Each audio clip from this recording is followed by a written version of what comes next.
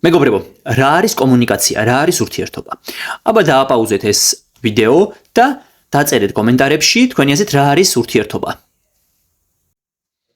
მონახულება ადამიანის, სიტყვების თქმა, აზრის გადაცემა, საუბარი?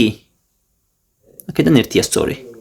კომუნიკაცია ეს არის აზრის გადაცემა. შენ გაგიჩნდა აზრი, გადაეცი სხვა ადამიანს. როგორ უნდა გავაკეთოთ აზრის გადაცემა? ალბათ სიტყვებით? არა. სიტყვები კომუნიკაციაში 10-15%-ია. აი მაგალითად, თქვენ კინოთეატრში უყურეთ ფილმს, მოხვედით სახლში, ურეკავთ დაქალს და დაქალი გეუბნებათ, როგორი ფილმი იყო, კარგი თუ ცუდი. რამდენი ხანი დაგჭირდებათ, რომ აუხსნათ? ალბათ ეტყვით, მაგარი ფილმი იყო, წადი. ესე იგი კომუნიკაცია ეს არის იდეის გადაცემა სხვა ადამიანისათვის, საქციელით, ემოციით, დამოკიდებულებით და არა მხოლოდ სიტყვებით.